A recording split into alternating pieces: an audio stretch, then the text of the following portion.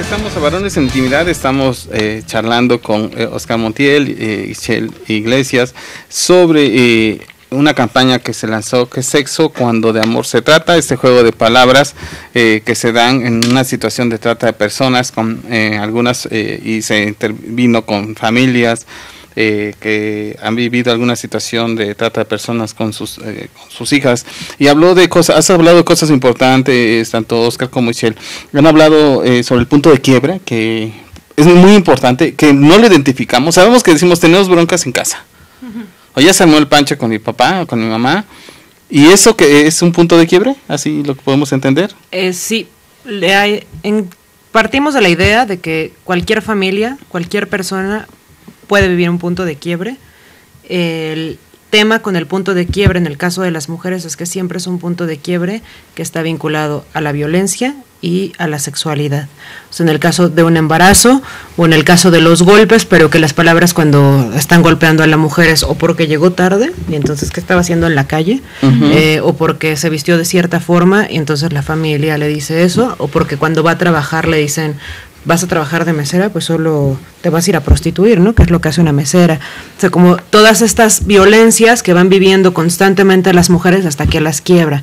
O el que a una mujer, en otros casos, por ejemplo, esto más como del trabajo que yo he realizado con mujeres en situación de prostitución, los puntos de quiebre en las vidas de ellas van vinculados al rechazo de los padres o al que ya no pudieron hacerse cargo de ellas por problemas económicos y entonces pues te presté con una tía o te regalo o te mando a trabajar a la ciudad y en la ciudad hay violencia sexual, ¿no? O en el momento que salen de su casa, no solo el que las corran de la casa o las manden a otro lado, sino la connotación que eso tiene, en el que ya no son mujeres protegidas y entonces cualquiera puede abusar de ellas y eso la familia lo asume.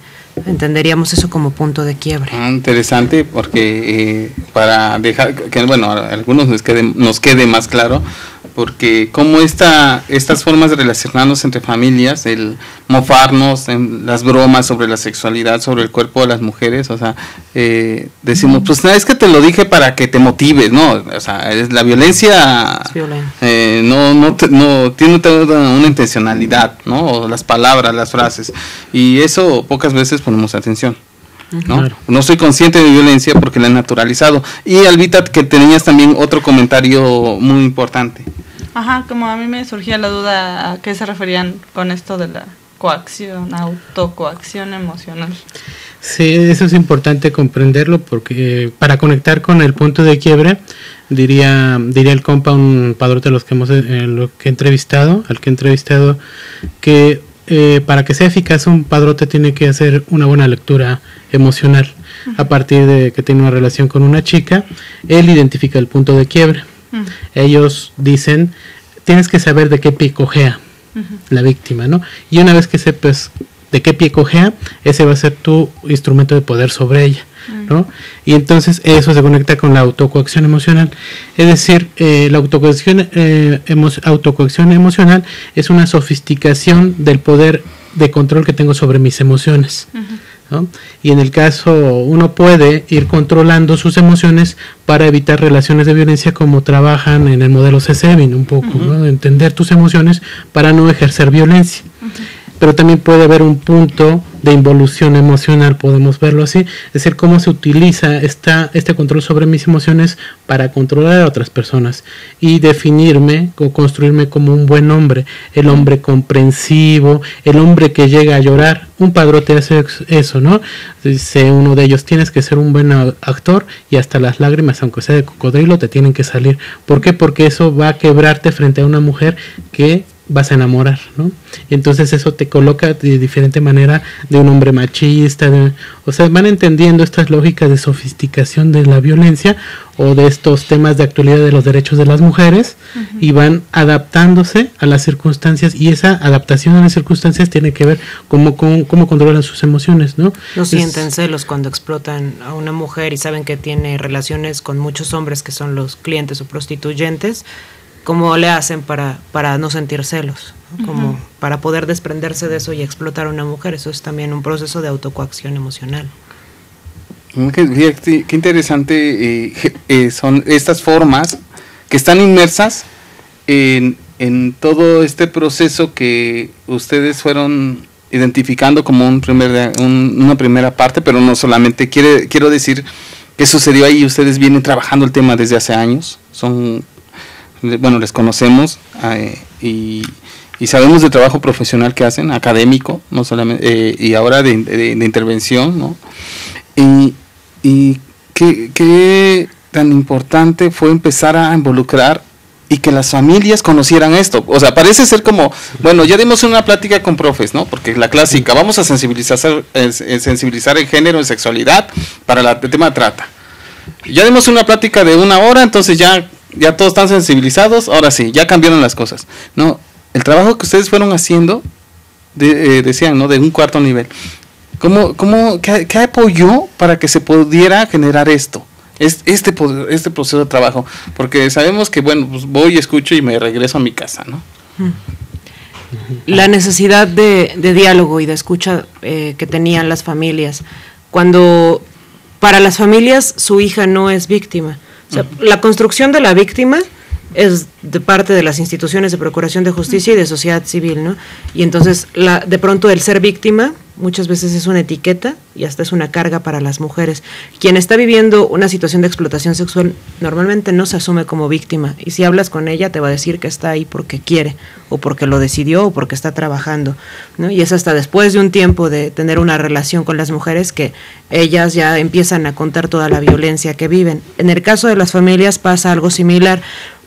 Tienen mucha vergüenza de decir que sus hijas están siendo explotadas o que fueron, porque entonces a los ojos de los demás van a decir es que su hija es prostituta, ¿no? Y entonces vienen todas las sanciones de, pues, ¿qué le enseñaron? ¿De dónde lo aprendió? Pues seguro su mamá era igual, no cuidaron a su hija, no son una buena familia. Primero es todo eso, todo el orden social de género que va a sancionar a la familia. Y por otro lado es que la familia pues está molesta con su hija, porque entonces sí, de alguna manera lo asumen y dicen, es que no supo entender, es que nosotros la educamos bien, pero tuvo malas amistades, y entonces ella prefiere mantener a un hombre que apoyar a sus padres económicamente. Entonces viene toda esta carga que tiene la familia y no tiene con quién hablarlo. Eso fue lo primero que tuvimos, digamos, podríamos decirlo como a favor para poder generar este trabajo.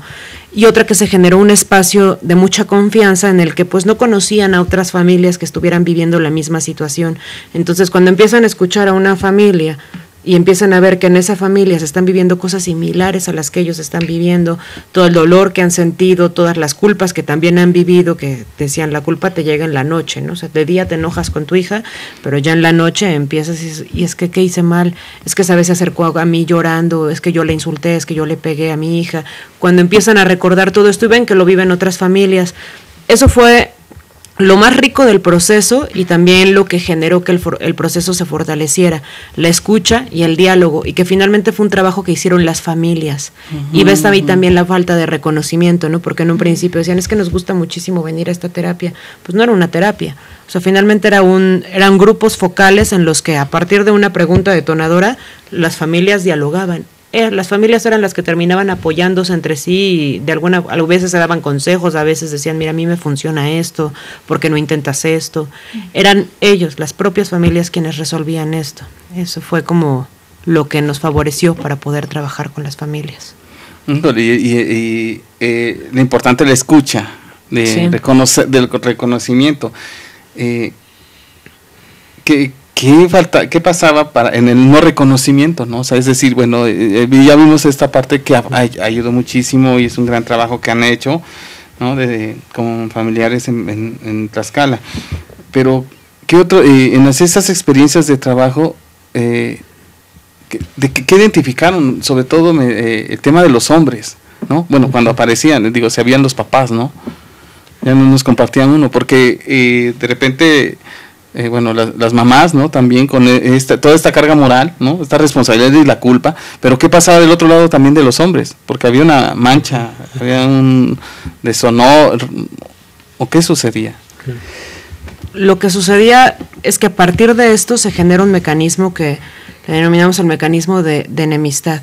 O sea, los papás se sienten afectados en su honor porque si mi hija está manchada, entonces yo no fui un buen padre, ¿no? Y entonces eso me resta honor o sea, no puedo ser un hombre honorable si fallé en esta construcción del hombre jefe de familia que no supo cuidar a su familia, ¿no? Desde ahí viene. Y en el caso de la madre, pues en el que hay un refrán que dice puta la madre, puta la hija y puta la manta que las cobija, ¿no? Es decir, como si mi hija se prostituye, entonces todo el mundo va a decir lo mismo de mí, ¿no? Entonces, estas cargas que los enemistan entre ellos, porque algo que se caracteriza es que los papás se peleaban entre sí, se enemistan con la hija, y cómo esto es utilizado por el sistema proxeneta, que eso fue lo que las familias lograron descubrir, y nosotros con las familias, porque tampoco era algo que tuviéramos, para eso se hizo la investigación, ¿no? Para encontrar qué había, o sea, con las familias, qué parte de este rompecabezas, como le denomina Oscar, podíamos encontrar para la prevención, y para también que las familias que ya están en esa situación, cómo sanarse. Cómo utiliza un padrote la enemistad. Él sabe que una mujer que haya tenido relaciones sexuales antes del matrimonio, pues ya está manchada, que ya no se va a casar bien, que se va a pelear con su familia. Sabe que si una chica no llega a dormir a su casa y tiene 14, 15 años, inmediatamente aunque haya tenido o no relaciones sexuales, si no tuvo, es la desvirginización social, ¿no? O sea, el que no hayas llegado ya da por hecho que tú hiciste algo, y ese algo está mal porque el honor como mujer lo tienes entre las piernas. Entonces, eso es tan fuerte que generas eso. ¿Para qué? Para que la hija se pelee con sus padres.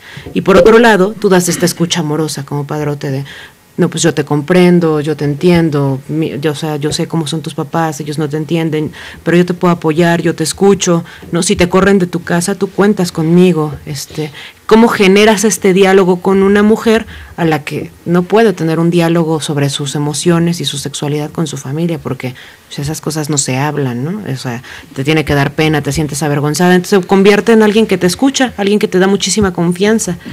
Eso, primero tienes la confianza y te sirve para enemistar a la mujer con su familia. Pues sí, o sea, es que tu mamá no te entiende, ¿no? Entiéndala, quizás de otra época, ellos, en las familias decían muchos son antiguos, ¿no? O anticuados. O sea, nuestras hijas todo el tiempo nos dicen que somos anticuados, ¿no? Y que no los entendemos, que no las entendemos, que no las dejamos vivir, pero es que sí les damos permiso, pero cuando les damos permiso, faltan a dormir. Tienes la confianza y no sabemos qué hacer. Y quien está detrás de todo esto es el padrote, que lo que está generando es la enemistad, porque mientras las familias y las hijas no se comuniquen, no se puede armar el rompecabezas, no se puede reconstruir el punto de quiebre, y entonces son familias quebradas y las mujeres van a seguir en la explotación sexual. Sí, fíjate qué impresionante. ¿Albita? No, sí, estaba pensando más bien en cómo, o sea, estaba tan bien articulado el sistema, ¿no? O sea, cómo cada pieza que se juega, ¿no? Mueve como todas las otras piezas, y eso me recuerda, o sea, como pienso mucho en lo que decía Ciro, ¿no? De que se piensa que está muy lejos, pero la realidad es que a veces una mujer pasa por ese mismo proceso, y aunque no termina en el sistema proxeneta o siendo explotada sexualmente, termina en una relación muy violenta, ¿no? Claro. Es decir, igual la pareja con la que se va también la aísla de sus redes, también quizás no la prostituye con otras personas, pero sí le exige favores sexuales dentro de la misma relación, ¿no? Y sí hace o ejerce otros tipos de violencia. Entonces, pues sí pienso cómo es que este sistema funciona también, aunque no estés pues lucrando con eso, de algún modo. Y un agradecimiento a ustedes por compartirnos esta investigación, esta intervención, porque eso también nos pone en una corresponsabilidad de poder hacer cosas diferentes como hombre, lo hablo desde como compañero, como varón, que hay cosas que están sucediendo y en la medida que sabemos o conocemos nos ponen un privilegio. La idea es no posicionarnos en esos banquitos, porque nuevamente vamos a generar el mismo sistema de poder, de ejercicio de poder sobre las mujeres o sobre otros hombres. Gracias, Oscar Angulo en los controles técnicos, Oscar Montiel, gracias, Michelle, un gustazo que anden por acá, y ojalá hagamos otro programa. A Abel Pérez Rojas, gracias por el apoyo para que Varones en Intimidad sea este espacio de reflexión. Albita, Abraham, nos escuchamos próximamente. Nos vemos. Que tengan. Bonjour, vous êtes à la chaîne internationale de sabersinfin.com.